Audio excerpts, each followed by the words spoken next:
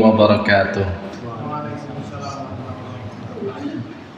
Alhamdulillahirabbil alamin, hamdan katsiran thayyiban mubarakan fih, kama yuhibbu rabbuna wa yardha. Asyhadu an la ilaha illallah wahdahu la syarikalah, wa asyhadu anna Muhammadan abduhu wa rasuluh alladzi la nabiyya wa la rasula ba'dah. Amma ba'd. Puji dan syukur kita panjatkan kehadirat Allah Tabaraka wa Ta'ala yang telah mengkaruniakan kepada kita bersama banyak sekali nikmat karunia dan juga hal-hal lain yang menjadi faktor pendukung kehidupan kita, mulai dari kesehatan, kesempatan, umur panjang dan lain sebagainya, yang tentunya ini adalah sesuatu yang patut untuk kita syukuri, kemudian kita tambahkan kembali syukurnya dan terus kita amalkan implikasi daripada syukur tersebut. Karena Allah Subhanahu wa taala telah mengatakan la in syakartum la azidannakum. Kalau kalian bersyukur kepadaku, niscaya akan aku tambahkan nikmatku untuk kalian.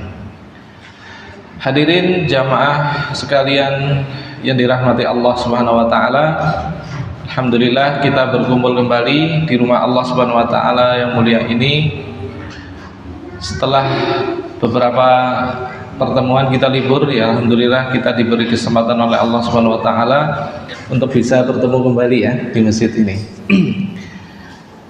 Baik, insyaallah pada pagi hari ini kita akan mulai membahas kitab ya, yang sebelumnya kita sifatnya tematik.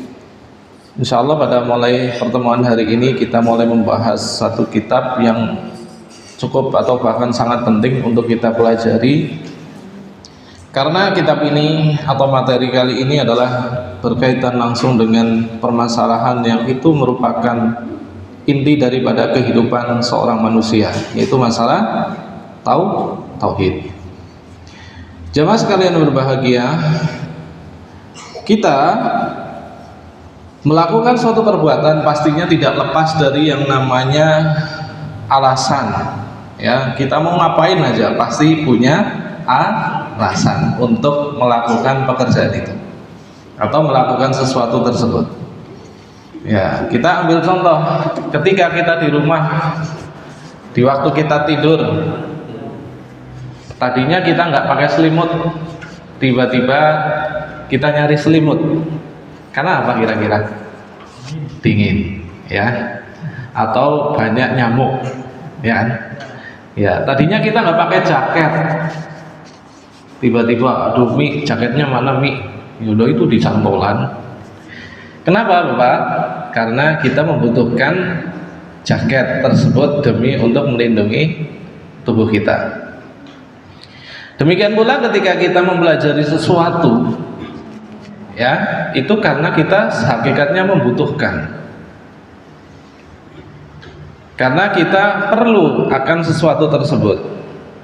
Apalagi sesuatu tersebut ini merupakan alasan paling utama, alasan paling mendasar, di mana zat yang telah menciptakan kita itu melahirkan kita, ya, atau menciptakan kita di muka bumi ini. Ya kan? Sehingga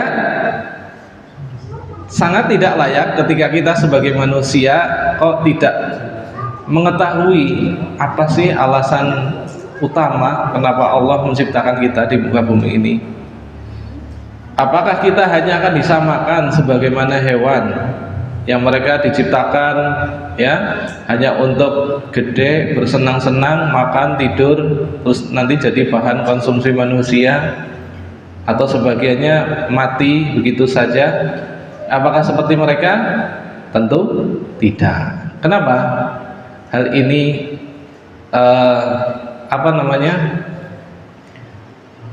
tidak kita bisa samakan dengan kehidupan binatang, karena adanya faktor paling mendasar, yaitu bahwasanya manusia itu telah dibekali suatu piranti yang mana hal itu kita terbedakan atas makhluk ciptaan Allah yang lain, ya, termasuk binatang, bahkan termasuk malah malaikat sekalipun.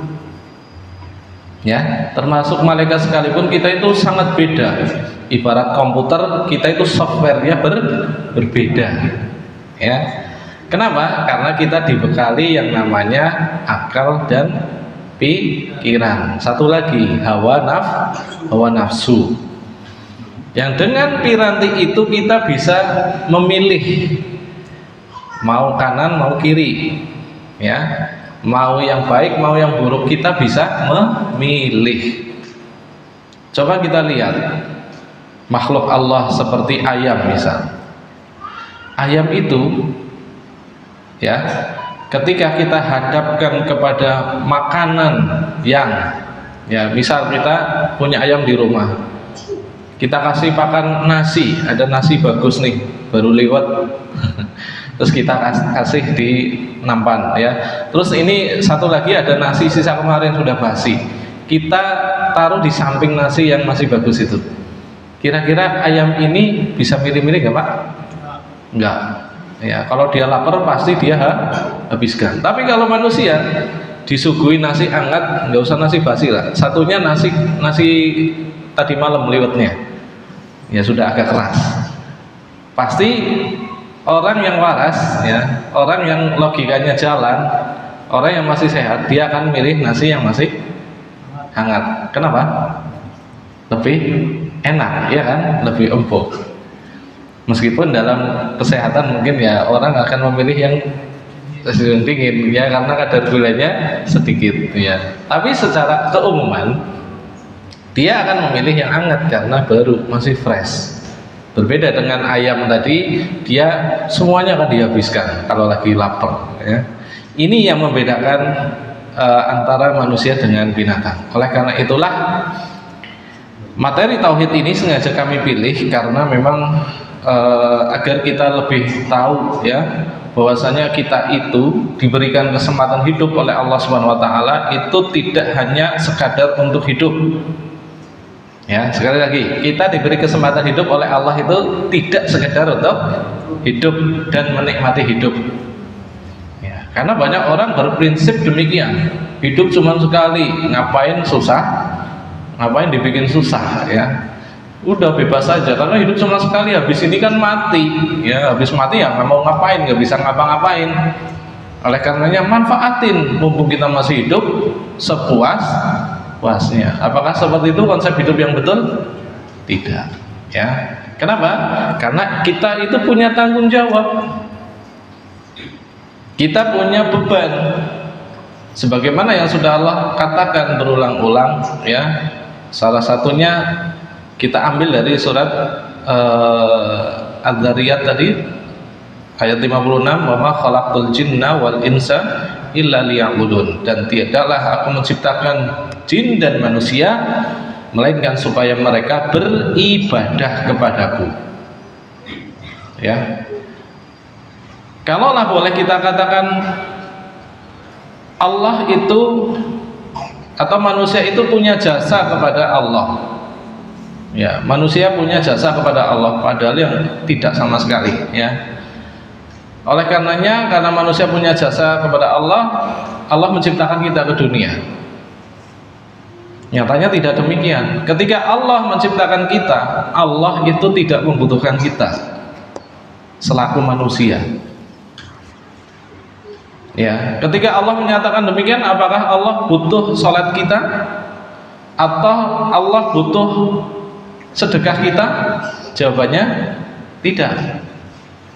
Bahkan yang memberikan atau mengasihkan rezeki kepada kita adalah Allah Subhanahu wa taala, sehingga sama sekali sebenarnya hakikatnya Allah itu tidak butuh kepada manusia. Nah, terus kenapa Allah menciptakan kita? Kan gitu kan? Nah, itu tadi.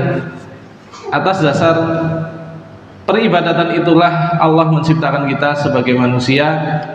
Berikut pula saudara kita dari kalangan bangsa jin yang mereka juga diberi beban dan tanggung jawab untuk beribadah kepadanya. Sehingga dari sini kita menjadi tahu bahwasanya kita itu adalah makhluk mukallaf namanya. Makhluk yang diberi beban syariat.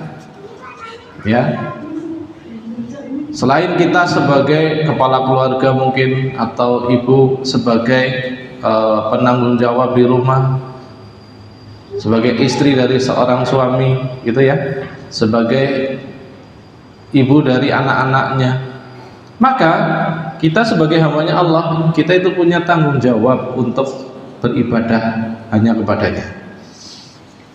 Oleh karena itulah, atas dasar prinsip semua orang melakukan suatu pekerjaan apapun pasti punya alasan, ya. Sehingga ada setidaknya 8 alasan utama pentingnya kita mempelajari tauhid, ya.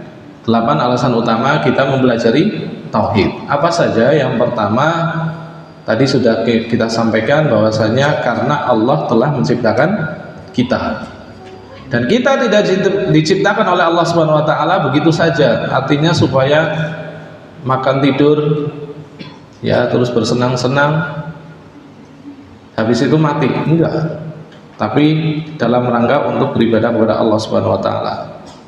Dalilnya sudah kita bawakan, surat Az-Zariyat ayat 56. Kemudian alasan kedua, tauhid itu adalah syarat untuk masuk surga. Syarat untuk masuk surga. Rasulullah SAW beliau mengatakan, man syahida alla ilaha illallah wahdahu la syarikalah. Barang siapa bersaksi bahwasanya tidak ada ilah itu dalam bahasa Indonesia diterjemahkan dengan Tuhan. Tidak ada Tuhan yang berhak untuk disembah dengan benar kecuali hanya Allah. Atau boleh kita terjemahkan, tidak ada sesembahan yang layak untuk kita sembah kecuali hanya Allah. Wa anna Muhammadan abduhu wa rasuluh, dan bahwasanya Nabi Muhammad SAW itu adalah hamba sekaligus utusan Allah. Ini maksudnya apa dari sini? Ya, beliau hanya sebatas manusia biasa seperti kita, tapi beliau punya keistimewaan. Ya, meskipun beliau manusia biasa, beliau itu punya jabatan apa? Sebagai utusan Allah. Nah, ini yang menjadi pembeda antara beliau dengan kita. Dari sisi manusianya sama, ya kan? Ya, beliau butuh makan, butuh minum, butuh berkeluarga. Beliau pun meninggal sama seperti manusia biasa. Tapi yang membedakan adalah beliau punya jabatan sebagai utusan Allah. Kemudian beliau melanjutkan, wa anna Isa abdullahi wa rasuluhu wa kalimatuhu, dan bahwasanya Isa adalah juga hambanya Allah sekaligus utusan Allah, dan juga kalimat Allah yang dilemparkan kepada Maryam. Ya, ini berbicara tentang awal mula penciptaan Nabi Isa alaihissalam, karena beliau bisa lahir ke muka bumi ini tanpa adanya campur tangan seorang laki-laki. Loh, bisa Ustaz? Oh, bisa. Allah itu kalau sudah berkehendak, apapun bisa terjadi. Ya. Idza aradallahu syai'an an yaqula lahu kun fayakun. Ya, Allah itu kalau mau berkehendak cukup ngomong jadilah, maka tiba-tiba jadi. Ya, wa kalimatuhu alqaha ila Maryam wa ruhun minhu, sekaligus Nabi Isa alaihissalam adalah ruh dari Allah Subhanahu wa taala.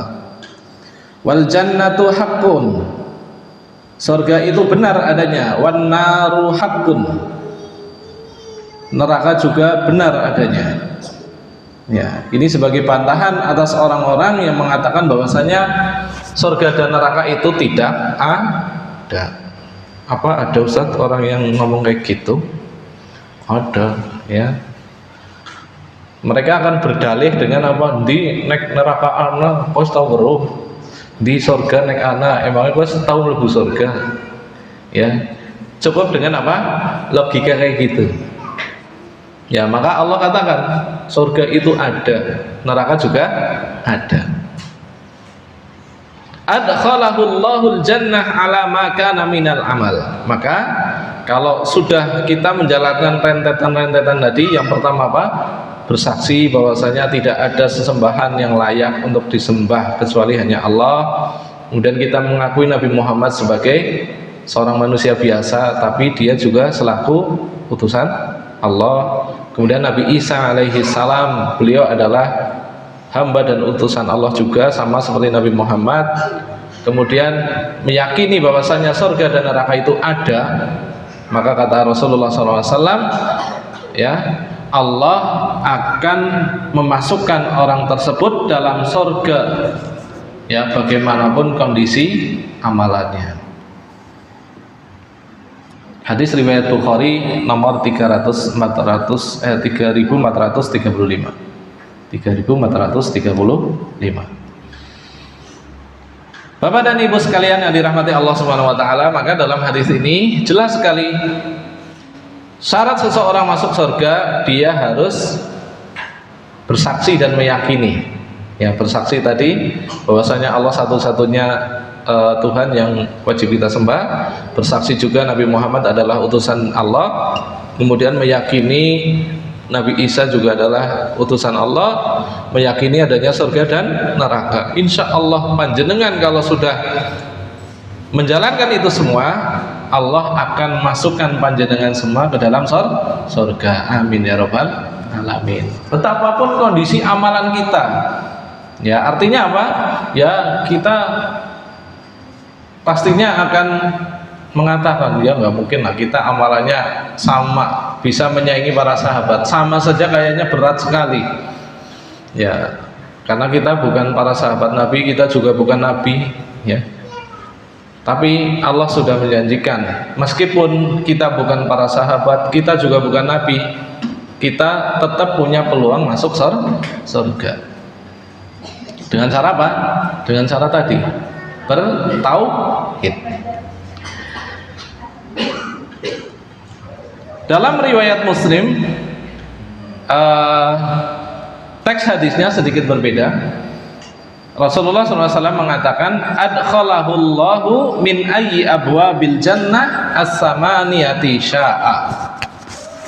Ya, kalau panjenengan sudah bisa mengamalkan itu semua, kata beliau sallallahu alaihi wasallam, Allah akan memasukkannya ke pintu surga mana saja dari jumlah 8 pintu surga yang ada.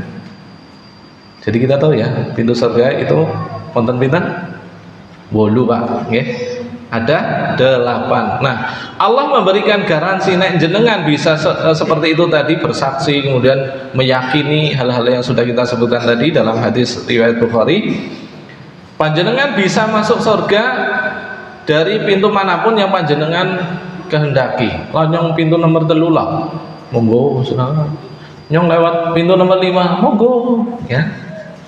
Aku nomor 8, silakan, ya. Karena apa? Karena Allah sudah memberikan garansi. Ya. Nanti ada yang mengatakan, wah ini biasa ustadz jualan agama. Bukan jualan agama, Mas, ya. Ini saya sedang membawakan, ya, apa yang disampaikan Nabi Muhammad SAW, yang mana ini juga dari Allah datangnya, ya. Karena banyak juga orang-orang sekarang, ya, kalau kita lihat dunia persilatan dakwah itu, ya, banyak orang-orang liberal di sana yang memang seringkali menyindir kaum muslimin seperti itu, ya. Dikatakan kita ini sedang jualan agama. Bukan jualan agama, ya. Justru ini adalah bagian dari agama, kita katakan, karena Allah juga memberikan motivasi, ya. Ini adalah sebagai salah satu motivasi kita supaya hati kita tergerak untuk bisa melangkah menuju ke tempat kembali kita yang baik, yaitu surga. Ya, bukan jualan agama, bukan. Tayyib. Kemudian Nabi Muhammad SAW juga bersabda, man mata, barang siapa yang meninggal, la yusyriku billahi syai'an, dalam kondisi orang itu tidak berbuat syirik kepada Allah, dakhalal jannah, maka pasti orang itu akan masuk surga.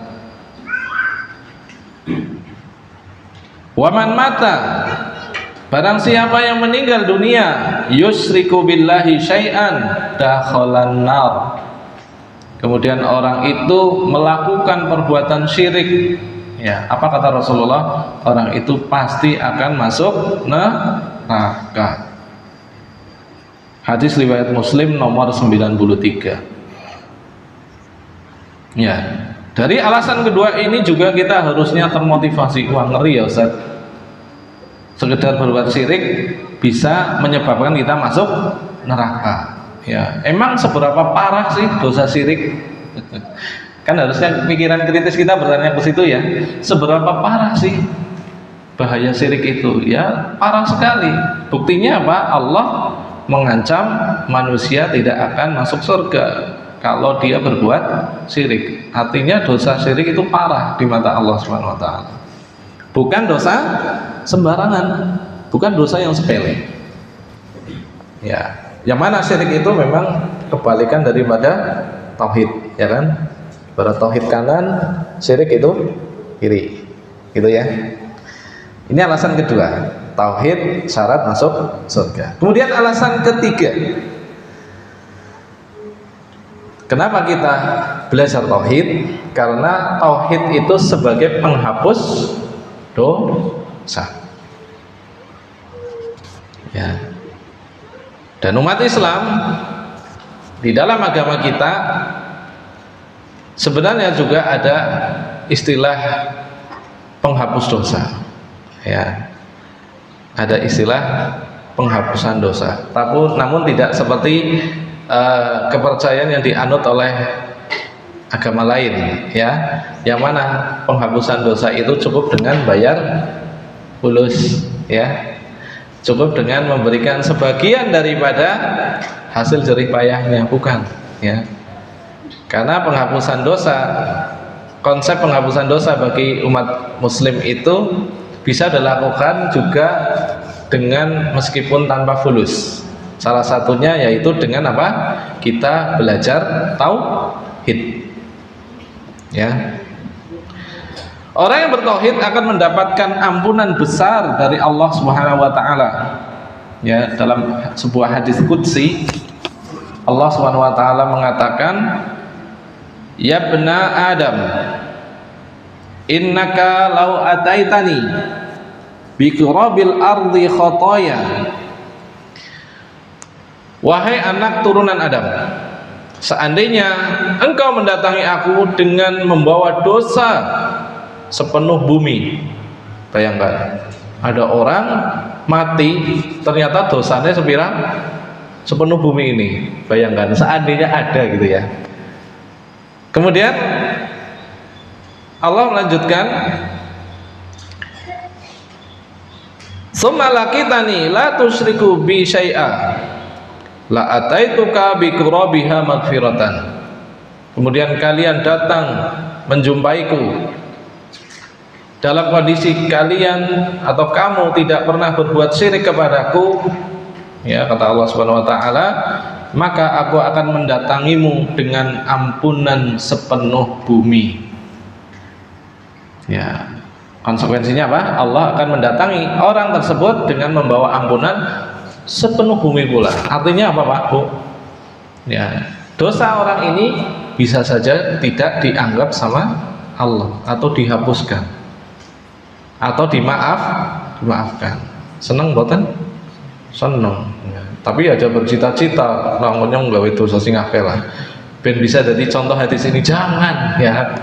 Ini hanya sebagai sampel, ya, sebagai sampel.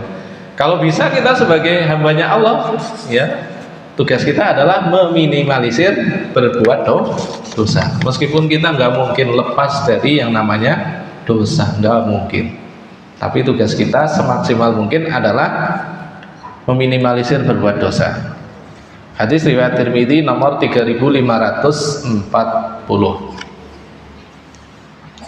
Ya, level hadis ini hasan, di bawahnya hadis sahih. Jadi bisa dipakai untuk berhujjah atau berdalil. Berikutnya, Pak, yang keempat, alasan kita belajar tauhid adalah tauhid itu sebagai sumber ketenangan hidup seorang manusia. Ya. Yang mana ketenangan itu sangat identik dengan kebahagiaan. Ya. Makanya kita mungkin pernah melihat tulisan-tulisan ya, ada di bab truk, ada di kaos oblong gitu ya. Tulisannya apa? Jangan lupa bahagia, meskipun lagi bokeh. Yang penting bahagia. Iya betul? Nggih. Kenapa? Karena bahagia ini adalah sesuatu yang diidam-idamkan, dicari-cari semua orang, siapapun dia. Ya, sampai pun dia penjahat kelas kakap, sampai pun dia penjahat kelas teri, mereka itu hakikatnya sedang mencari kebahagiaan. Mereka akan mencari kepuasan dengan apa yang mereka kerjakan. Seorang pencuri dia akan merasa bahagia, puas ketika dia sudah berhasil mendapat ya barang curian. Nyolong motor, ya sindet colong, wow, ternyata motor anyar, seri terbaru, asik, lumayan. Seorang koruptor sama, ya ketika dia berhasil ya menjalankan modus operandinya sebagai ya tikus negara, ya dia pun akan merasa puas ketika dia rekeningnya semakin gendut. Gimana? Iya. Pokoknya semua manusia itu, baik yang jahat maupun yang orang-orang baik itu, semuanya sedang mencari kebahagiaan. Bahkan orang kafir pun sedang mencari kebahagiaan. Tidak ada manusia yang tidak mencari barang tersebut. Namun di balik kebahagiaan itu terkadang kita bertanya-tanya, betulkah apa yang sudah mereka dapatkan itu adalah kebahagiaan yang hakiki, kebahagiaan yang sebenarnya, atau kebahagiaan yang sifatnya KW? Tahu ya, kebahagiaan yang semu atau kebahagiaan yang justru menipu. Kan pertanyaannya di situ kan? Oh, ternyata kebahagiaan yang telah diraih oleh orang-orang jahat itu hakikatnya adalah kebahagiaan yang semu, kebahagiaan yang menipu. Demikian pula kebahagiaan dan ketenangan yang sudah diperoleh oleh orang-orang kafir. Kita yakin juga kebahagiaan dan ketenangan yang telah mereka peroleh itu adalah kebahagiaan yang semu. Buktinya apa, Ustaz? Buktinya coba disurvei aja ya. Kalau tidak percaya, kita survei saudara-saudari kita ya yang mungkin mereka berbeda agama dengan kita, tanya kepadanya, Bapak, Ibu, apakah jenengan sudah puas, sudah yakin dengan agama yang jenengan peluk? Oh yakin Mas, gitu ya. Sudah berapa lama jenengan memeluk agama tersebut? Ya sejak lahir. Sampai saat ini betulkah panjenengan telah mengalami kebahagiaan yang sejati atau masih banyak tanda tanya? Ya coba jenengan survei saja, pasti akan panjenengan dapatkan hal-hal yang di luar dugaan. Rata-rata mereka itu ketika mereka mengklaim telah mendapatkan ketenangan hakiki, ternyata mereka masih menyimpan PR yang banyak. Iya Mas, sebenarnya saya dengan konsep ketuhanan saya masih belum puas. Masa Tuhan 3 dalam 1 itu gimana? Masa Tuhan saya benda mati? Ya, masa Tuhan saya diimajinasikan dengan patung? Ya. Sebenarnya saya lagi berpikir Tuhan ini jenengan orang Islam, meskipun nggak kelihatan, tapi masih agak logis kalau menurut saya. Gitu ya. Biasanya orang-orang yang sudah mulai tauhidnya bersemi di dalam hatinya, meskipun dia kafir, ketika kita survei, biasanya ada saja curhatan yang kadang kita tidak kira ya. Ini bahwasanya tauhid itu adalah sebagai sumber ketenangan. Dalilnya dalam surat At-Talaq ayat ketiga, Allah mengatakan, wa may yatawakkal 'alallahi fahuwa hasbuh. Wa may yatawakkal 'alallahi fahuwa hasbuh. Yang artinya, dan barang siapa yang bertawakal kepada Allah, niscaya Allah akan mencukupinya. Ya. Tawakal siapa? Ya, kita perlu arti ini ya. Kita perlu mengetahui istilah tawakal. Tawakal itu apa? Berserah diri kepada Allah, ya. Pasrah bongkotan. Istilah ya, nerima baik apa anane gitu. Kayak prinsip orang Jawa. Apakah seperti itu? Maksud tawakal? Tidak. Tawakal itu adalah berusaha dengan maksimal lalu menyerahkan hasilnya kepada Allah. Itu makna tawakal. Bukan berarti terima dulu baru mulai berusaha. Ya. Ini seperti banyak kasus yang sedang menimpa negeri kita ya. Ketika ada sebuah pondok pesantren masjidnya runtuh. Ya. Dia hanya mengatakan, "Ya ini kan takdirnya Allah." Ya. Iya betul memang takdirnya Allah. Tapi usaha Anda untuk membuat tempat ibadah ini menjadi tidak ambruk dulu apa? Cukup tawakal katanya. Astagfirullahaladzim. Cukup tawakal. Tawakalnya Anda dengan apa? Ya dengan membuat pondasinya kayak gini. Ternyata setelah dicek, ya Allah, kalau kita lihat ya, bangunan 5 lantai sakane segini-gini top gitu ya. Nggak proper dengan apa? Dengan bangunan yang ditopang.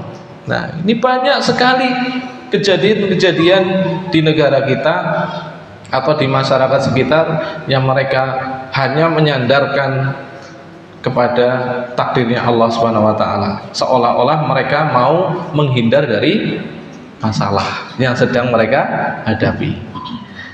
Ya, dalilnya dengan apa? Dengan tawakal lagi, subhanallah. Padahal kalau kita kembalikan kepada makna tawakal tadi, apa artinya? Berusaha dengan maksimal lalu menyerahkan hasilnya kepada Allah. Ya, itu makna tawakal.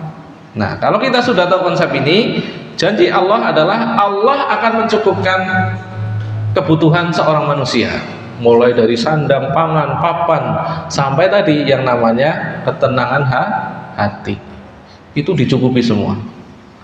Ya, bagaimanapun kondisinya, entah dia jadi orang miskin sekalipun, orang sederhana, apalagi orang kaya, ketika si hamba ini bertawakal kepada Allah, Allah akan suplai itu semua. Maka jadilah dia seorang manusia yang apa? Independen, manusia merdeka. Ya, dia tidak tergantung dengan manusia yang lain, karena dia merasa ya Allah sebagai satu-satunya zat yang telah mensuplai saya. Ya. Kemudian yang kelima,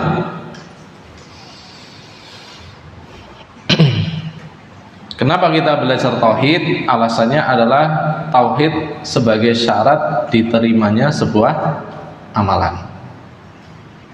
Ya. Sebagaimana amalan kita ketahui tidak bisa diterima oleh Allah Subhanahu wa taala kalau tidak dikerjakan atau ketika amalan itu dikerjakan dengan tidak ikhlas, ya. Maka syarat sebuah amalan itu harus ikhlas supaya diterima. Ya, Allah Subhanahu wa taala berfirman dalam surat Al-Kahfi ayat 110. Insyaallah panjenengan sudah hafal nggih.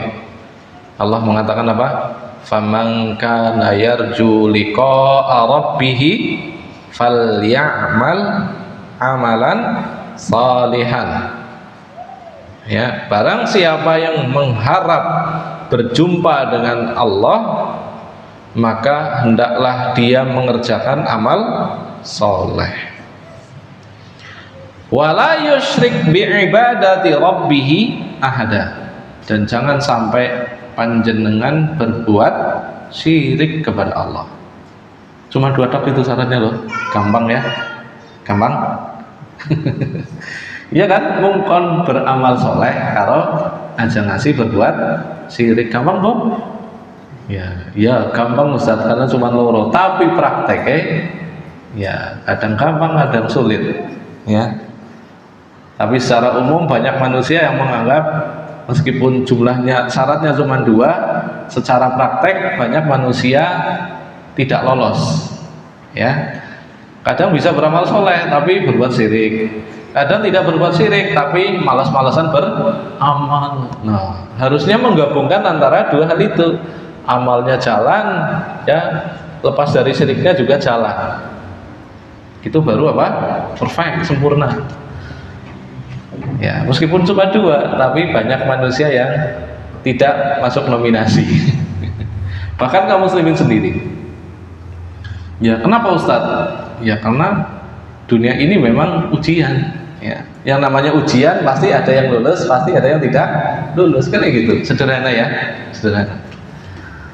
Baik. Surat Al-Kahfi ayat 110. Kemudian yang keenam, alasannya adalah tauhid itu bisa melipat gandakan pahala. Tauhid bisa melipat gandakan pahala. Ya. Keikhlasan dalam bertauhid membuat amalan seseorang akan dilipat gandakan pahalanya oleh Allah Subhanahu wa taala. Ada dalam sebuah ayat surat Al-Baqarah ayat 261 Allah berfirman, "Matsalul ladzina yunfiquna amwalahum fi sabilillahi kamatsali habbah." Dan perumpamaan orang yang menafkahkan hartanya di jalan Allah Subhanahu wa taala itu seperti sebutir benih yang menumbuhkan 7 bulir. Ya. Satu butir biji, ya, kita contohkan mungkin sebiji apa ya? Sebutir biji durian ditanam. Terus apa? Tumbuh satu pohon. Dari satu pohon itu tumbuh 7 cabang. Ya. Kemudian Allah melanjutkan, ambatat sab'a sanabila, ya, fi kulli sumbutatin mi'atu habbah. Di setiap cabang itu nanti akan berbuah 100 biji. Bayangkan, durian musangking yang jenengan tanam ternyata bercabang 7. Habis itu tiap cabang berbuah 100 biji. Satu biji musangking berapa sekarang di Wonosobo? Pinten Bu? 200 sampai 500 ribu, okay? Musangking loh. Nah ini, wallahu yudha'ifu liman yasha wallahu wasi'un alim. Dan Allah Subhanahu wa taala akan melipat gandakan pahala seorang sekehendaknya, ya. Jadi perumpamaan orang yang menafkahkan hartanya di jalan Allah Subhanahu wa taala dengan cara apapun itu, bisa nyumbang masjid, bisa mensupport kegiatan dakwah, bisa membantu fakir miskin, yatim piatu, dan lain sebagainya. Itu diibaratkan orang menanam sebatang pohon durian, ya, kalau kita ibaratkan. Dari sebatang tumbuh 7 cabang. Dari tiap-tiap cabang panen 100 butir. Berarti ada berapa? 700 biji durian musangking yang kualitas super. Kira-kira sekali panen jenengan dapat berapa? Taruhlah 250 ribu, ya, atau 300 ribu dikalikan 700 butir, berapa? 21 juta. Itu baru satu pohon. Ya, kira-kira kalau ada Pak Kaji punya 10 pohon musangking, satu pohon berbuah 700 butir, ya, dengan kurs misalnya taruhlah 300 ribu aja per butir. Senang bukan? Senang. Ibunya senang Bu? Senang banget, ya. Nah, itu yang akan didapatkan oleh seseorang ketika dia melandasi amalannya dengan tauhid. Ya, mungkin kita nggak punya uang sebanyak itu, kita hanya punya uang misal 50 ribu. Ya, tapi 50 ribu itu sebenarnya kita juga butuh. Tapi karena dakwah lebih membutuhkan, jenengan lebih merelakan, udahlah nggak apa-apa. Ngolian apa nih, gitu ya bahasanya kita. Nanti ini datang lagi insya Allah. Begitu panjenengan masukkan ini, ya, ke kotak infak atau ke panitia pembangunan masjid misal, atau ke pengurus pondok pesantren misal, Allah akan tambahkan, ya, rizki yang lebih deras dan lebih banyak dan lebih barokah. Dan itu Bapak Ibu sekalian yang sering kita jalani setiap hari, bahkan setiap detik. Ya, jadi kalau kita analogikan rezeki itu seperti uang, karena kita sering banyak membayangkan rezeki itu hanya uang dan uang, makanya kita kadang lupa dengan rezeki Allah yang berupa udara, oksigen, yang itu merupakan bahan bakar bagi tubuh kita. Kalau kita nggak dapat oksigen 5 menit gimana Pak? Ya tahu sendiri lah ya, udah kolaps kita. Nah, ketika kita melepaskan oksigen yang sudah masuk ke tubuh kita kemudian menjadi CO2, ya, CO2 ini harus kita lepaskan, nggak mungkin kita tahan terus, ya kan? Itu ibarat rizki berupa uang yang kita terima, sama dengan oksigen yang masuk ke tubuh kita harus kita lepaskan. Memang nggak mungkin kita tahan-tahan, mesinnya mati. Justru kalau jenengan nggak lepaskan itu, ya jenengan bisa mati. Sama dengan rezeki yang berupa uang, ketika kita dapat hari ini kita belanjakan untuk beli ini dan itu, untuk ngasih uang jajan anak, sebagian untuk sedekah, besok nyari lagi, dapat lagi, kan gitu ya siklusnya. Maka kita harus perlakukan harta kita juga kurang lebih sama lah dengan nafas kita. Ya, tidak seperti anak-anak kecil, bayi yang kepinginnya kalau dikasih jajan dua tangan dapat, gitu ya. Ya, sementara kita bukan bayi Pak Bu.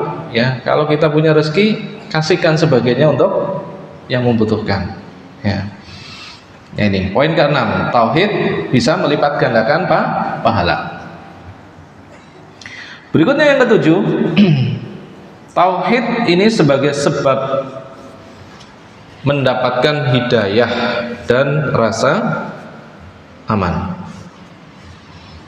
Tauhid sebagai sebab mendapatkan hidayah dan rasa aman.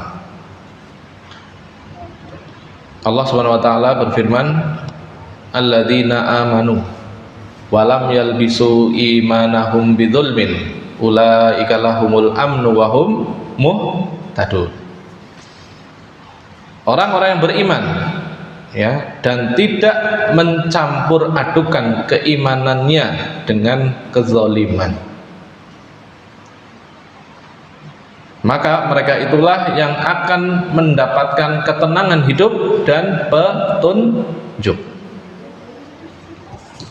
Mendengar ayat ini, para sahabat itu dulu kaget. Hah? Berbagai maksudnya, barang siapa yang beriman lalu tidak mencampur adukan keimanannya dengan perbuatan zalim, mana mungkin nggak ada manusia yang nggak berbuat zalim, ya kan? Para sahabat penasaran, wahai Rasulullah, benar ini, ya? Berarti kita gimana nasibnya? Sementara kita manusia biasa, tidak seperti Anda. Siapa di antara kita yang nggak pernah berbuat zalim, ya kan? Ya, berarti kita tidak akan mendapatkan keamanan dong Rasulullah. Kita nggak akan mendapatkan hidayah Rasulullah. Ya, mendengar gelagat para sahabat yang masih penasaran dengan ayat ini, surat Al-An'am ayat 82, Rasulullah SAW menjelaskan bahwasanya yang dimaksud dengan kezaliman dalam ayat ini yang dimaukan oleh Allah adalah kesyirikan, bukan sekedar zalim biasa, ya, kita jahil sama teman, ya, atau kita ngerasani orang lain, ya, terus apalagi kita pernah mungkin apa ya berbuat zalim lah kepada saudara kita. Berarti kita kalau manut letterlet dengan ayat ini, kita itu tidak akan mendapatkan keamanan, ya. Padahal makna zalim dalam ayat ini bukan hanya sekedar zalim biasa, namun yang dimaukan adalah kesyirikan. Ya, jadi barang siapa yang mencampur adukan antara keimanan dan kesyirikan, maka dia tidak akan mendapatkan keamanan hidup. Hatinya pasti akan gersang, hatinya pasti akan gundah gulana, hatinya pasti akan merasa ada sesuatu yang salah dengan hidupnya. Karena apa? Karena konsep ketuhanannya tidak beres. Ya, seperti yang tadi saya katakan, kalau kita mau survei dengan kepada orang-orang kafir, ya pokoknya orang-orang yang tidak beragama Islam, kita survei lah, pakai anggat juga nggak apa-apa. Ya, dengan ketenangan yang sudah mereka nikmati selama ini, coba jenengan ulik, benarkah mereka mengalami ketenangan sejati atau ketenangan yang semu? Yang jenengan bikin angket nggak apa-apa, atau sekedar langsung tanya juga nggak apa-apa. Maka pasti akan kita dapatkan ternyata jawaban mereka adalah ketenangan yang semu, meskipun dia tidak mengatakan ketenangan saya semu loh mas, enggak, tapi dari jawaban dia bisa kita dapatkan ketenangan yang mereka dapatkan adalah ketenangan yang palsu. Yang ketujuh ya, tauhid sebab hidayah dan mendapatkan rasa aman. Ya, tatkala Rasulullah SAW menjawab kegundah-guliran para sahabat yang mengira kezaliman itu yang dimaksud adalah bukan syirik tadi, beliau membawakan sebuah firman Allah Subhanahu wa taala, ya tatkala Allah Subhanahu wa taala mengatakan kepada siapa namanya? Ya bunayya la tusyrik billah innasyirka ladzulmun alim. Innasyirka ladzulmun azim. Tatkala Luqmanul Hakim mengatakan kepada putranya, wahai anakku, janganlah kalian berbuat syirik kepada Allah, karena syirik itu adalah kezaliman yang besar. Ya, jadi ketika itu para sahabat mudeng, oh yang dimaksud dengan perbuatan zalim dalam ayat ini surat Al-An'am 82 adalah syirik, bukan sekedar dosa biasa. Kemudian yang terakhir, yang ke-8, sebab kita belajar tauhid adalah karena syafaat Nabi Muhammad SAW hanya akan diberikan kepada orang-orang yang bertauhid. Ya, dan salah satu syafaat Nabi itu di hari kiamat nanti ada yang berupa air minum, Pak. Ya, tatkala kita nanti sedang kumpul bareng di padang mahsyar, manusia itu mengalami kondisi dehidrasi luar biasa. Kenapa dehidrasi, Pak? Ya karena pada waktu itu kalau kita belajar hadis-hadis Nabi, manusia itu telanjang semua ya, nggak ada yang pakai sendal, nggak ada yang pakai baju, nggak ada yang pakai celana, telanjang bulat, betul-betul telanjang bulat. Sementara kondisi alam waktu itu, matahari Allah dekatkan sedekat-dekatnya. Dalam riwayat-riwayat dikatakan matahari itu jaraknya cuma 1 mil dari kepala manusia. 1 mil, ada yang mengatakan para ulama seperti jarak yang kita ketahui, sekitar 1,8 kilometer. Atau 1 mil yang dimaksudkan adalah sunduk yang biasa dipakai untuk celakan ibu-ibu itu. Kalau jenengan punya celak gitu kan biasanya atasnya ada tutupnya plus ada sunduknya ya, itu untuk celakan di sini. Itu namanya mil dalam bahasa Arab. Ya. Al-muhim, jarak 1 mil itu adalah jarak yang sangat dekat bagi kita manusia. Ya. Bisa dibayangkan Pak, matahari ke neng dhuwure sirahe panjenengan kita semua 1 mil jaraknya. Mungkin ada yang bertanya, "Dene ora geseng Ustaz?" Ya, iya, memang nggak geseng, nggak pula mati. Kok bisa Ustaz? Ya bisa. Ya karena settingan Allah dibuat berbeda dengan settingan kita di dunia. Matahari yang jaraknya sekian jutaan tahun cahaya ya, maka untuk sampai ke bumi panasnya saja sudah masya Allah. Ya, apalagi nanti ketika di padang mahsyar jaraknya segitu, tapi manusianya nggak gosong, nggak mati. Kok bisa? Jawabannya bisa, karena Allah menghendaki demikian. Tapi yang nggak bisa ditahan oleh manusia pada waktu itu adalah haus, dahaga, panas dan sebagainya. Makanya salah satu syafaat Rasulullah SAW nanti pada hari kiamat adalah beliau diberi 1 tampungan air yang disebut dengan apa? Telaga Al-Kautsar. Inna a'tainakal kautsar. Sesungguhnya aku telah memberikan kepada engkau wahai Muhammad telaga Al-Kautsar. Apa sih fungsinya telaga Al-Kautsar? Ya, ternyata telaga itu nanti akan berfungsi sebagai tampungan air yang akan diambil oleh para pengikutnya Nabi Muhammad SAW, karena mereka semua merasa kehausan.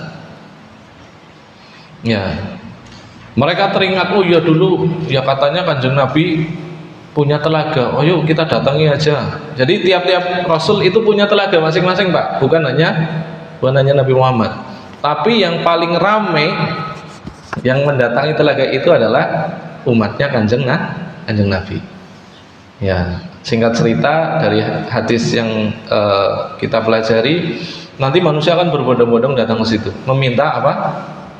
Meminta air untuk diminum. Yang mana sifat dari air dari telaga Al-Kautsar itu ya dijelaskan juga di dalam hadis Nabi.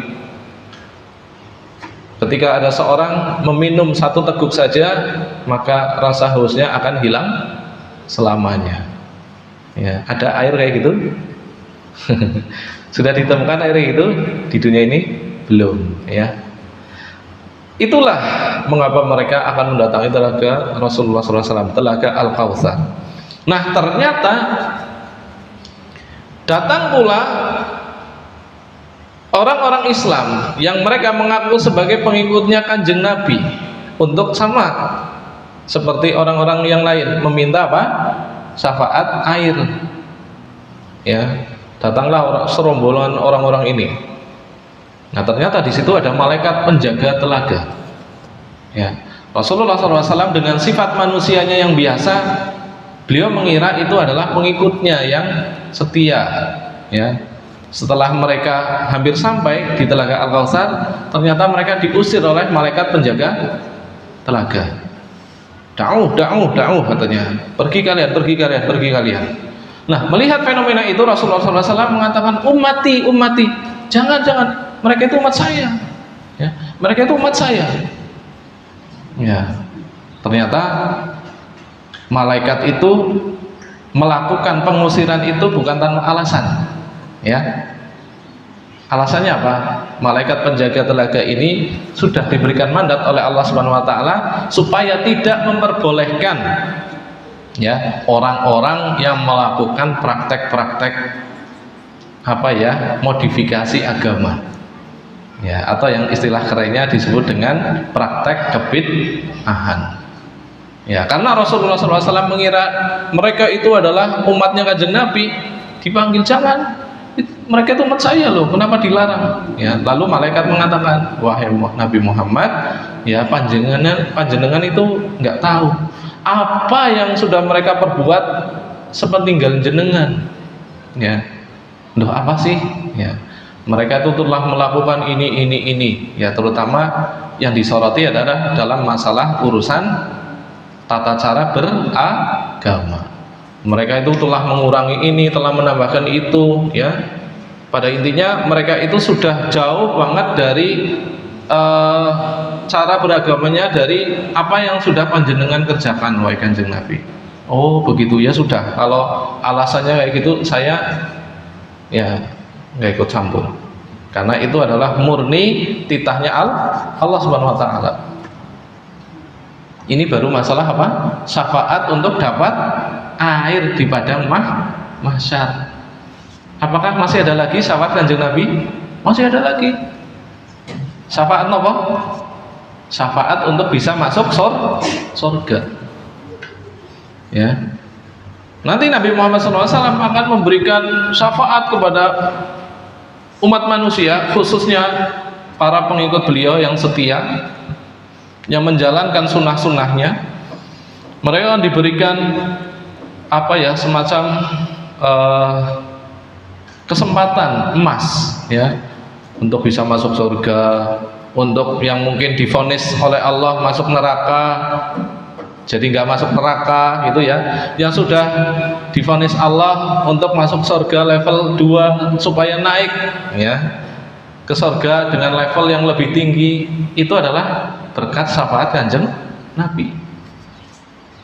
Nah, cara untuk mendapatkan syafaat itu yang paling efisien dan efektif adalah dengan cara kita apa?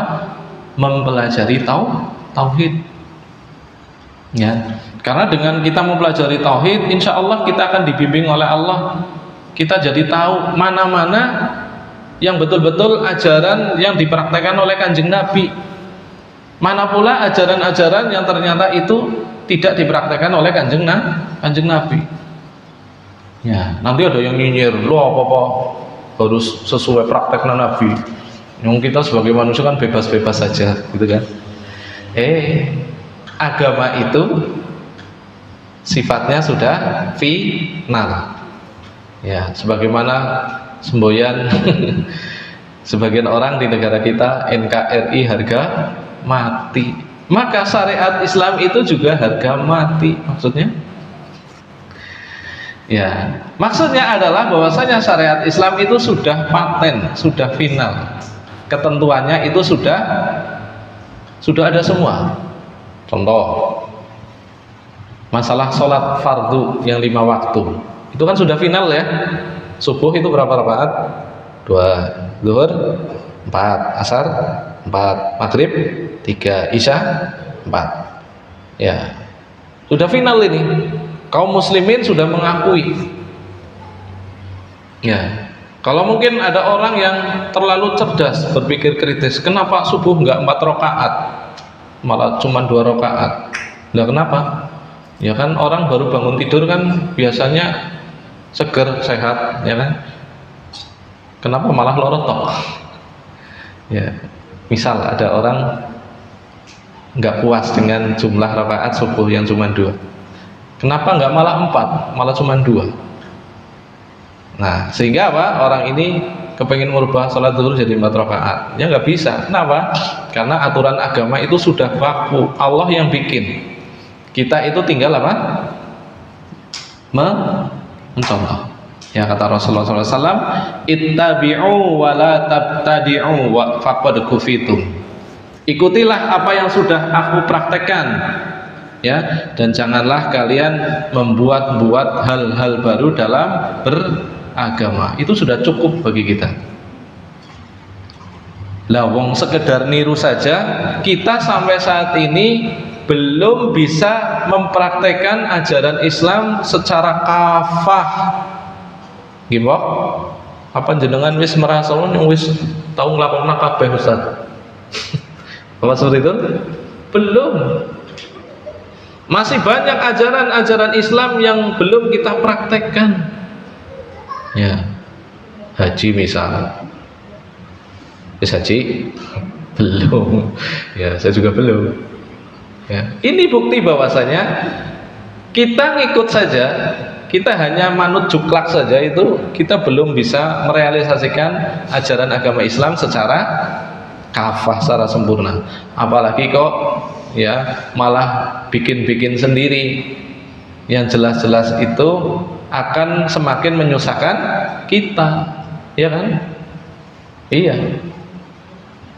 Oleh karenanya syafaat Nabi Muhammad SAW itu hanya akan diberikan kepada orang-orang yang tauhidnya beres, tauhidnya tidak bermasalah. Ya, karena kalau tauhid kita bermasalah, nanti kita akan berpeluang diusir dari telaganya Nabi Muhammad Sallallahu Alaihi Wasallam. Kita juga akan berpeluang tidak mendapatkan syafaat Kanjeng Nabi ketika kita nanti sudah diadili, sudah dihakimi sama Allah. Fulanah, dia mlebu surga, dia mlebu neraka, ya. Sudah ada vonis seperti itu, kita juga masih akan berpeluang dapat syafaat dari Nabi. Namun sangat disayangkan ketika seseorang tauhidnya bermasalah, ya, dia akan berpeluang tidak akan mendapatkan syafaatnya kanjeng Nabi Muhammad Sallallahu Alaihi Wasallam. Taib. Sehingga dari 8 alasan inilah kita bisa menarik kesimpulan. Yang pertama, belajar mengamalkan tauhid itu sangat penting, karena alasan yang pertama, itulah tujuan hidup manusia. Yang kedua, syarat untuk masuk surga dan diterimanya amalan adalah dengan tauhid. Yang ketiga, sebagai sarana untuk menghapus dosa. Kemudian sarana untuk mendapatkan ketenangan hati, sarana juga untuk melipat gandakan pahala. Kesimpulan yang keempat, dengan tauhid itu juga akan menjadi sebab datangnya hidayah, keamanan, dan juga syafaat dari kanjeng Nabi Muhammad sallallahu alaihi wasallam. Taib, sampai di sini mungkin ada yang mau bertanya, kami persilahkan, atau mau menyanggah, atau mau memberikan saran dan kritik, ya bebas, monggo. Sebelum kita lanjutkan ke kitab, monggo Pak. Assalamualaikum warahmatullahi wabarakatuh. Waalaikumsalam warahmatullahi wabarakatuh. Tadi Pak Ustadz memaparkan dosa hambanya sepenuh bumi, ampunan Allah pun sepenuh bumi. Di sisi lain, ada seorang umat Muhammad mau mendatangi Telaga Kausar lantaran hanya, kalau bahasa saya, hanya mungkin umat Allah adalah besar, hanya menyimpang sedikit dari ajaran Nabi, tapi toh itu sebagai muslim kan mesti menjalankan yang rukun 5. Ternyata diusir dari Telaga Kausar. Nah itu mohon tausiahnya antara ampunan Allah dengan antara menyimpang dari ajaran Nabi, hanya menurut saya sedikit, tapi di mata Allah besar. Terima kasih. Assalamualaikum warahmatullahi wabarakatuh. Waalaikumsalam warahmatullahi wabarakatuh. Pertanyaan yang sangat bagus. Ya, saya ulangi untuk klarifikasi, memastikan apakah yang dimaksud mengapa Allah juga mengusir seseorang yang mungkin menurut kacamata kita dia hanya melakukan sedikit kesalahan, itu gimana? Kenapa Allah setega itu? Ya. Taib. Ini saya berusaha jawab ya semampu saya. Karena kalau kita kembalikan ke hadis yang tadi Pak, yang malaikat itu mengusir orang-orang yang tidak berhak untuk mendapatkan air dari Telaga Al-Kautsar, ya karena memang menurut kacamata Allah mereka telah melakukan suatu tindakan kesalahan yang besar menurut kacamata Allah. Ya, sekali lagi, menurut kacamata Allah. Karena memang kalau kita kembalikan kepada kacamata manusia, seringkali kita itu menyepelekan perbuatan dosa. Makanya sampai ada pepatah dalam bahasa Indonesia kita, gajah di pelupuk mata tidak tampak semut di ujung jalan sana bisa kelihatan. Ya kan, ada pepatah gitu ya. Kenapa Pak? Karena itu sifat dasar manusia itu sering meremehkan perbuatan dosa. Ini keumuman manusia kayak gitu Pak. Bukan hanya saya, dengan keumuman manusia seringnya itu meremehkan perbuatan dosa. Sehingga apa? Dari akumulasi dosa-dosa yang sudah seorang manusia kerjakan ketika hidup di dunia, barangkali ada yang tercatat ternyata di mata Allah itu adalah suatu perbuatan dosa besar, yang ketika hamba itu selama masa hidupnya mungkin menganggap, wah nyong sih tahu berbuat dosa apa ya, dosa gede apa. Mungkin dia menganggap dosa-dosa yang sudah dia kerjakan itu adalah dosa kecil semua. Ternyata berdasarkan catatan Allah itu ada dosa-dosanya, di antara dosa-dosanya yang ternyata masuk kategori dosa besar. Ya wajar ketika orang itu akhirnya apa? Diusir dari telaganya Kanjeng Nabi. Ya, mungkin itu Pak yang berusaha saya berikan jawaban untuk panjenengan, ya mudah-mudahan berkenan ya. Monggo ada lagi. Jadi ini harus menyamakan persepsi ya. Yang kita maksudkan kesalahan dan dosa-dosa itu berdasarkan penilaian Allah, bukan penilaian manusia. Ada lagi mungkin? Belum? Ibu-ibu ada yang mau bertanya? Ya, kalau belum ada, panjenengan sudah dapat kitabnya nih? Sampun? Dibawa mboten? Tenang. Yang sudah dibawa bisa dibuka.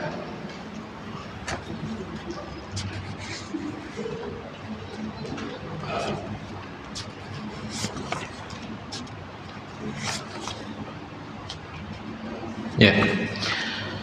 Bapak dan Ibu sekalian yang dirahmati Allah Subhanahu wa taala, kita insyaallah akan mulai membuka atau membaca kitab judul kitab ini Kitab At-Tauhid Al-Muyassar. Ya.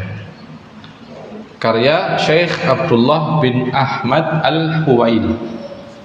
Syekh Muhammad atau Syekh Abdullah bin Ahmad Al-Huwaili. Ya, dari judul kitabnya bisa kita tebak Kitab Tauhid, ya berarti ini akan membicarakan tentang masalah ketuhanan. Al-Muyassar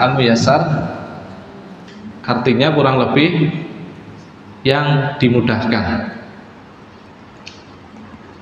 Ya, jadi materi kitab tauhid yang mudah atau yang ringan, gitu ya.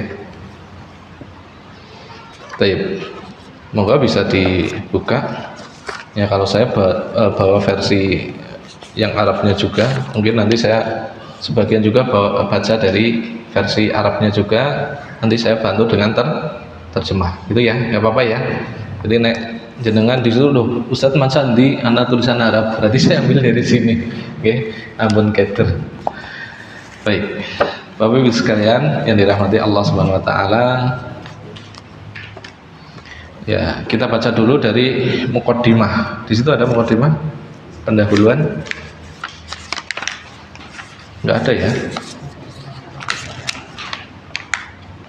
Adanya kata pengantar. Ya, kalau di kitab versi Arabnya di sini ada al-muqaddimah atau pendahuluan.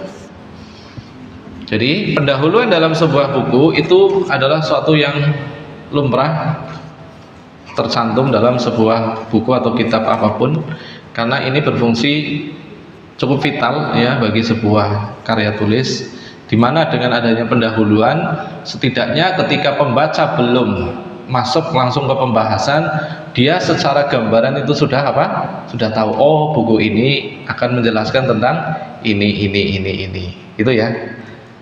Kemudian diperjelas lagi dengan adanya daftar isi. Ya, ini juga salah satu trik. Kalau kita mau membaca buku, tidak perlu kita langsung baca semuanya dari awal sampai akhir, nggak perlu Pak.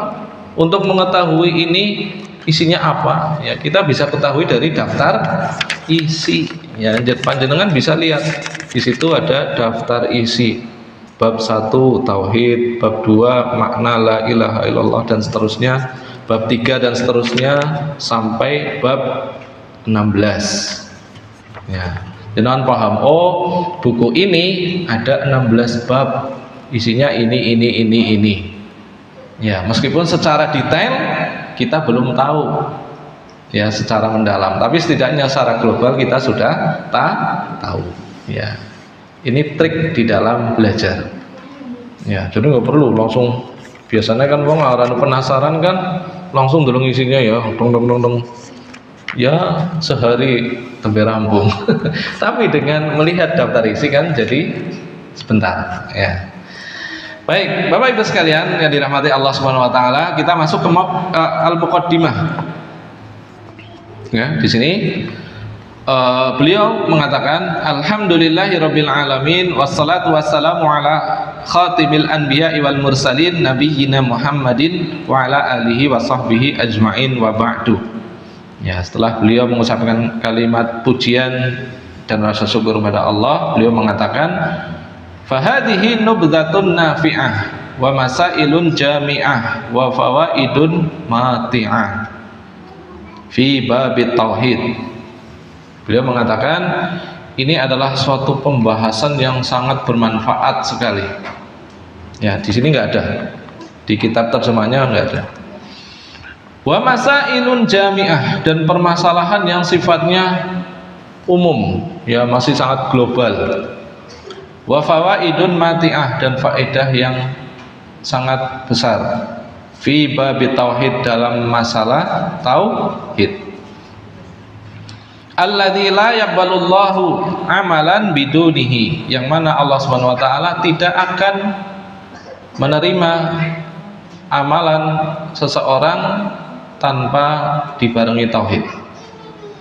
Wala yardha an abdin illa bitahqiqihi, dan Allah juga tidak akan meridhai amalan seseorang tanpa orang itu mempraktekkan tauhid. Jadi kembali kepada falsafah atau dasar ketika orang itu belajar, apapun yang dia pelajari hakikatnya atau tujuan akhirnya itu adalah apa? Untuk dipraktekkan. Ya, jadi kita belajar apapun, ya, kecuali hal-hal yang tidak baik, jangan dipraktekkan ya. Khususnya dalam hal-hal yang baik, ketika kita pelajari sesuatu, itu tujuan akhirnya ya kalau bisa memang harus dipraktekkan. Kenapa? Karena kalau hanya cuma dibaca, dipelajari, kemudian tidak dipraktekkan, itu hanya sekedar menjadi wawasan hidup. Hanya menjadi apa? Wawasan hidup. Hanya cukup tahu. Tapi kalau diamalkan, itu akan menjadi bagian daripada hidup kita.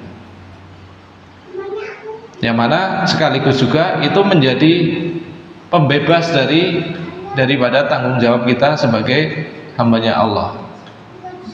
Ya, karena Rasulullah SAW mengatakan thalabul ilmi faridatun ala kulli muslimin wa muslimah. Menuntut ilmu agama itu hukumnya wajib, ya, atas seorang muslim laki-laki dan muslim perempuan. Ya, ketika kita sudah belajar, kita praktek, berarti kita sudah menyelesaikan kewajiban. Kalau yang belum, berarti dia dikatakan menyia-nyiakan tanggung jawab dan kewajiban. Ya, terus gimana Ustaz? Ya, semua pasti kan ada pertanggungjawabannya masing-masing. Ya, yang sudah menyelesaikan, ya pasti dia insya Allah nanti ringan pertanggungjawabannya. Apalagi yang belum menyelesaikan, ya pasti dia berat pertanggungjawabannya nanti di hadapan Allah. Baik. Kemudian penulis mengatakan waqad domantu, dan aku telah membuat patokan hadhihin nubdah al-mukhtasarah, poin yang ringkas ini, dhawabitun wa qawaidun wa taqasimu tajma'u lil qari al-mutafarrid. Ya, saya telah membuatkan satu kaidah ringkas, ya, untuk semua kalangan pembaca. Jadi memang beliau, ya, Syekh Abdullah bin Muhammad Al-Huail membuat buku ini sengaja untuk masyarakat umum, ya, bukan untuk orang tertentu, misal dari kalangan terpelajar saja, bukan. Ya, sehingga harapan apa? Harapan beliau ketika beliau menulis kitab ini, kita sebagai orang awam juga bisa paham. Gitu ya. Ya, karena kalau dibikin eksklusif, ya nanti bisa-bisa kita nggak paham dengan apa yang kita baca. Ya, ya ini tujuan beliau. Walamma kana syai'u la yu'lamu illa idza 'urifa amran awalan haqiqatuhu saniyan wa bayanu didduhu. Ya, karena sesuatu yang sulit itu nanti akan susah diketahui. Sesuatu yang sulit akan susah diketahui oleh kebanyakan orang. Baik. Ya, saya tidak baca secara mendetail karena cukup panjang. Ya, saya baca poin-poin pentingnya aja. Ya.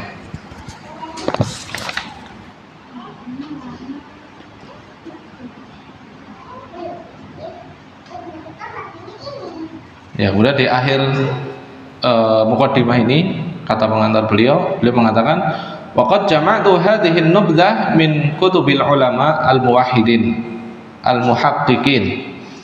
Saya menulis kitab ini, saya rangkum dari karangan-karangan para ulama besar, ya, mereka yang sudah terkenal dengan tauhid mereka yang bagus, tauhid mereka yang lurus, yang mereka adalah ahli dalam bidang ilmu tersebut. Ya, jadi apa yang beliau bawakan di sini berupa dalil-dalil ataupun teori, beliau memang betul-betul ambil daripada kitab-kitab para ulama. Jadi bukan murni hasil pikiran beliau. Ya, dan inilah kebiasaan para ulama di dalam membuat satu karya tulis. Ya, jadi karya tulis yang berbobot itu biasanya akan mencantumkan banyak permasalahan dan juga dalil-dalil yang berkaitan dengan masalah itu.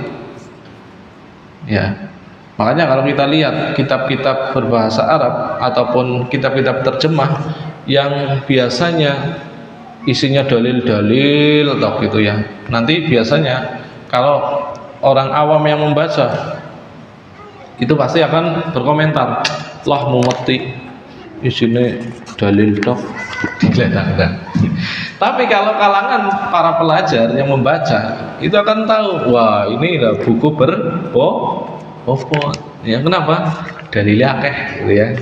Tapi kalau orang awam ya mungkin nggak cocok mungkin gitu ya. Tapi kalau orang-orang terpelajar biasanya dia akan suka dengan kitab-kitab atau karangan-karangan atau karya tulis yang banyak mencantumkan dalil, baik itu dari Al-Quran ataupun dari hadis ataupun dari keterangan para ulama, para sahabat. Ya. Baik, ini pendahuluan saya anggap selesai. Nanti kita langsung masuk ke kitab ini. Monggo silahkan dibuka. Kita mulai dari bab 1. Bismillah. Yang nggak bawa bukunya di PDF juga ada, mungkin pakai HP nggih. Cari saja kata kuncinya apa, Pak? Hah? Sudah, oke, alhamdulillah. Ya, silakan panjenengan bisa lihat dari HP panjenengan. Yang pertama bab 1. Ya, tauhid.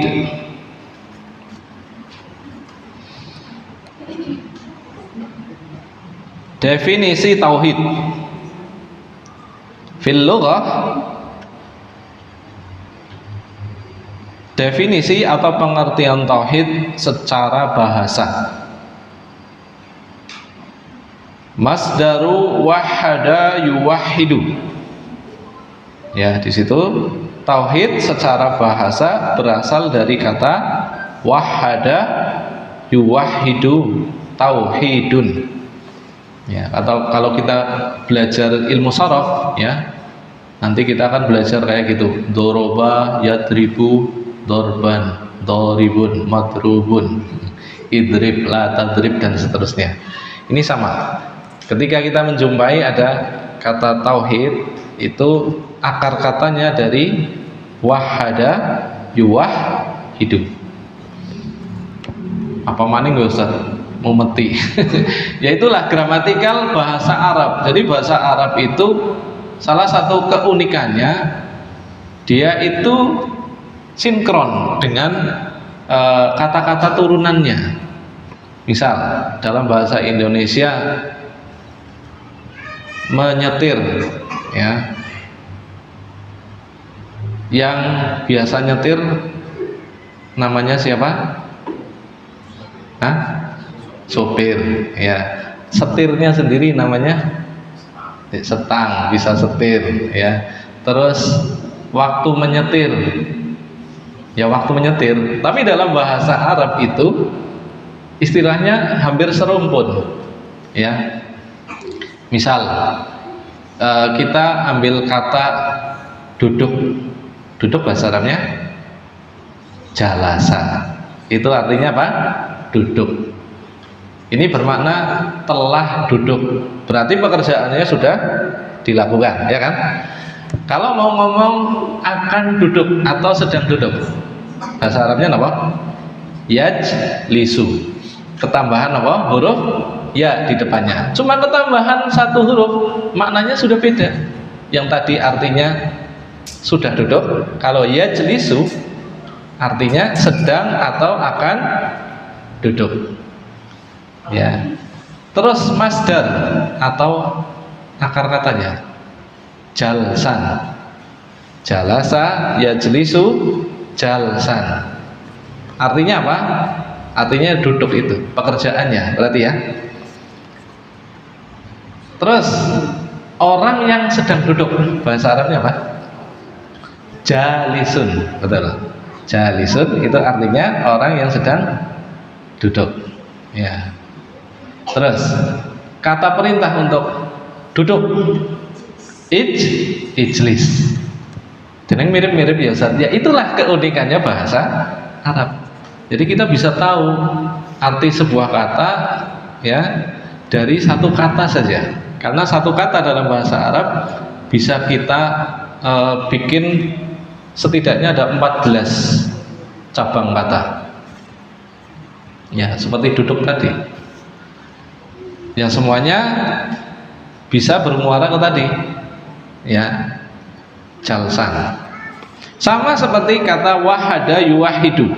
Jadi kata atau istilah tauhid itu diambil dari akar kata wahada yuwahidu tauhidan. Yang artinya apa? Menjadikan sesuatu menjadi satu. Maksudnya menjadikan sesuatu jadi satu. Ya, kita bayangkan untuk memudahkan cara berpikir kita. Menjadikan sesuatu jadi satu. Ya, apa ya? Sapu lidi lah ya. Sapu lidi. Kenapa disebut sapu lidi? Karena dia berasal dari sekian banyak lidi yang digabungkan menjadi satu. Tadinya sebelum dia jadi sapu namanya apa? Lidi, ya kan? Ya, ketika sudah dikumpulkan, dibengkat, diikat, jadilah dia sapu lidi. Nah, kata tauhid itu ya kalau kita analogikan supaya cara berpikir kita itu mudah, menjadikan sesuatu itu menjadi satu. Sesuatu apa Ustaz maksudnya? Ya sesuatu khususnya dalam masalah peribadatan atau dalam masalah penobatan akan adanya Tuhan. Karena yang dianggap Tuhan oleh manusia itu tidak cuma satu, ya kan? Dari sekian penduduk bumi ini, ya ada berapa jumlah agama? Apakah hanya Islam, Kristen, Buddha, Hindu? Enggak, banyak jumlahnya, ya kan? Ada Konghucu, ada apa lagi? Ya termasuk kejawen. Kejawen itu bukan Islam ya. Ada lagi agama Sikh, ada agama Syiah, ada agama Drus, ada agama apa lagi? Banyak. Yang semua mereka itu punya versi Tuhan masing-masing, kayak gitu ya. Nah, tauhid itu menjadikan sesuatu yang tadinya banyak menjadi satu. Only one, atau istilah bahasa Arabnya apa? Esa bahasa Arab apa bahasa Indonesia? Bahasa Indonesia ya. Menjadikan sesuatu itu yang tadinya banyak ya kita ringkas hanya menjadi satu saja. Yang mana hal itu mengerucut hanya kepada Allah saja sebagai satu-satunya zat yang layak dan berhak untuk dijadikan sebagai Tuhan. Lah kenapa yang lain dianggap tidak layak? Ustadz, ya karena selain Allah yang dianggap sebagai Tuhan itu hakikatnya memang sama sekali tidak ada yang patut dan layak untuk dinobatkan sebagai Tuhan, siapapun mereka. Ya, mulai dari Nabi Isa mulai dari Maryam, mulai dari malaikat Jibril sekalipun, mereka semua hakikatnya adalah makhluknya Allah. Yang namanya makhluk itu pasti adalah hasil ciptaan. Yang namanya hasil ciptaan pasti punya kekurangan-kekurangan. Sementara Tuhan itu harusnya bebas dari yang namanya kekurangan. Ya. Makanya Allah itu punya sifat yang selalu diembel-embeli dengan kata maha.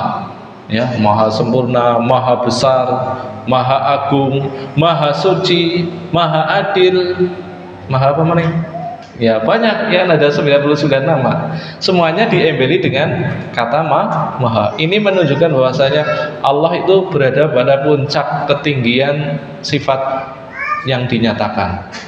Ketika kita mengatakan misal Allahu Akbar, Allah itu maha besar, berarti kita sedang mengatakan zatnya Allah itu berada pada puncak kebesaran yang tentunya tidak ada sesuatu dimanapun di alam semesta ini yang secara ukuran zat melebihi besarnya zatnya Allah. Apa iya?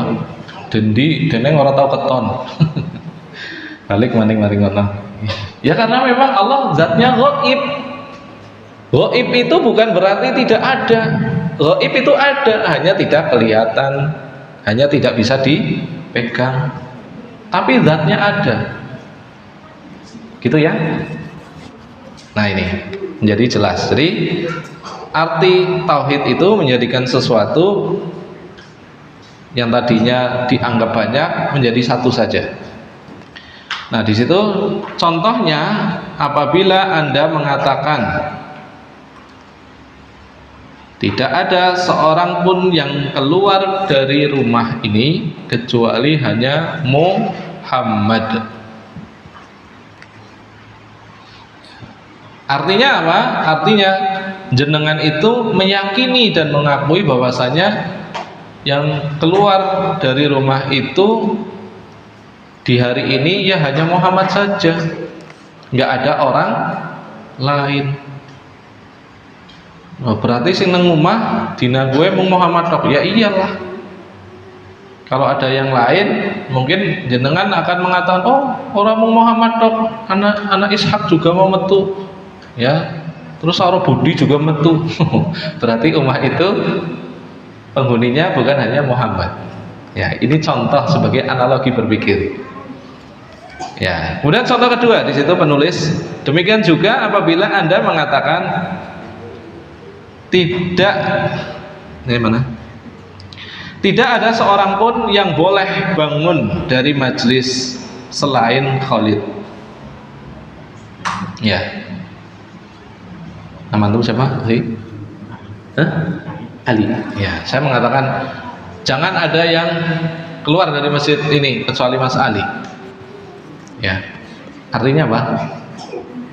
Ya hanya Mas Ali saja yang saya persilahkan untuk mau keluar dulu.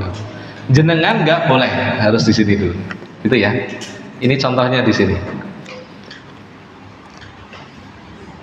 Ini ya makna daripada tauhid. Maka secara syar'i, ya secara syar'i, tauhid maknanya adalah mengesahkan Allah dalam masalah rububiyah. Apa maning rububiyah? Ya, rububiyah itu apa? Pengakuan Allah sebagai Tuhan. Itu namanya rububiyah. Jadi kita harus memastikan nih, kita harus meyakini bahwasanya satu-satunya Tuhan yang ada di muka bumi ini hanya Allah. Itu ya. Hanya Allah saja, satu-satunya Tuhan di alam semesta ini. Nggak ada yang lain, nggak ada, ya. Apa Allah nggak capek? Allah nggak butuh bantuan? Enggak. Ya. Itu ya makna mengesahkan Allah dalam rububiyahnya. Terus mengesahkan Allah pula dalam uluhiyah. Apa makna uluhiyah? Yaitu kita menjadikan Allah sebagai satu-satunya Tuhan, ya, untuk diibadahi, ya, untuk kita ibadahi. Boleh nggak kita sesekali minta tambahan rezeki ke Nyai Loro Kidul? No, kenapa? Ya kan udah jadi ada tradisi. Boleh? Nggak boleh. Kenapa? Ya karena kalaupun benar ada sosok yang bernama Nyai Loro Kidul, ya dia juga hanya sebatas bangsa jin, ya kan? Bangsa jin kan makhluk ciptaannya Allah. Yang namanya makhluk ciptaannya Allah pasti punya sifat kekurangan. Ya, makanya nggak boleh. Nah ini namanya uluhiyah. Kemudian mengesahkan Allah pula dalam asma was sifat. Ya, kita harus meyakini bahwasanya Allah Subhanahu wa taala sebagai Tuhan kita bersama. Allah itu punya nama-nama. Ya, Allah punya sekian nama yang cukup banyak dan juga sifat-sifat yang tentunya akan lebih banyak daripada namanya. Yang kita biasa kenal dengan istilah Asmaul Husna. Pinten jumlahipun? 99 kurang 1. Ya Allahu Ar-Rahmanu Ar-Rahimu Al-Maliku Al-Qudusu As-Salamu Al-Mu'minu Al-Muhaiminu dan seterusnya. Itu adalah kumpulan daripada nama-nama Allah. Ya. Kita harus yakini itu. Kita harus percaya bahwasanya Allah itu memang punya nama-nama yang cukup banyak itu. Mungkin juga ada yang bertanya, loh Ustadz, nek jenengane akeh berarti Gusti Allah kudune mbok akeh. Ya, kalau nama-nama Allah harusnya zatnya Allah juga banyak. Ya, kayak kita di sini ada Imam, ada Mas Ali, ada Mas Faizal, ya. Berarti orangnya udah 3 karena namanya juga 3. Nah, ini jenengan menisbatkan 99 nama untuk Allah. Ya, apa orang kabupaten jeneng kalau bahasa orang Jawa ya? Apa enggak keberatan nama itu? Ya enggak lah. Ya, keberatan nama itu berlaku kalau untuk manusia. Kalau untuk Allah itu justru semakin menambah kemuliaan Allah. Bukan berarti zatnya Allah itu lebih dari satu. Zatnya Allah tetap satu. Ya, ini ya rumusnya Ibu. Jadi semakin banyak nama Allah itu semakin mulia zatnya Allah. Tapi jumlah zatnya Allah berapa? 1, esa, tunggal. Ya. Allahu Ahad. Ya. Kan jelas. Qul huwallahu ahad. Katakanlah wahai Muhammad, ya, Allah itu esa. Esa itu 1, satu itu tunggal. Ya. Jadi dengan banyaknya nama Allah tidak berarti zatnya Allah itu berbilang. Ya. Ya, mungkin ini dulu sebagai pembuka kitab ini. Mungkin ada yang belum paham, silahkan bisa ditanyakan sebelum kita akhiri kajian ini. Dapat dipahami semua? Ibu? Bapak? Awan? Oke. Alhamdulillah ya, kita baru masuk di poin pertama, bab pertama, yakni tentang definisi tauhid. Jadi kesimpulannya kita ulang, tauhid itu apa tadi? Mengesahkan Allah dalam perkara rububiyah, uluhiyah dan asma was sifat. Ya, ini poin pentingnya di situ. Jadi dalam urusan ini kita harus menjadikan 3 pokok perkara tadi hanya untuk Allah saja. Kita menobatkan Tuhan ya Allah saja, ya, nggak usah percaya akan adanya Tuhan-Tuhan lain, nggak ada itu Tuhan. Yang namanya Tuhan ya hanya Allah, gitu aja. Kemudian dalam urusan ibadah, untuk siapa nanti ibadah saya? Ya, kita persembahkan hanya kepada Allah saja. Innas salati wa nusuki wa mahyaya wa mamati lillahi rabbil alamin. Nah, ini implikasi daripada tauhid uluhiyah. Kemudian yang ketiga adalah dalam urusan nama dan sifat. Ya, kita juga harus yakin Allah punya nama-nama yang cukup banyak, apalagi sifatnya. Ya, yang pastinya nama-nama dan sifat Allah itu adalah nama-nama yang baik, ya, dan sifat-sifat yang positif. Ya, demikian yang dapat saya sampaikan pada pertemuan siang atau pagi menjelang siang hari ini. Semoga bermanfaat. Apabila ada kalimat kata-kata yang kurang berkenan, mohon kiranya untuk dimaafkan. Kita akhiri dengan doa kafaratul majlis. Subhanakallahumma bihamdika asyhadu an la ilaha illa anta astaghfiruka wa atubu ilaik. Terima kasih. Wassalamualaikum warahmatullahi wabarakatuh.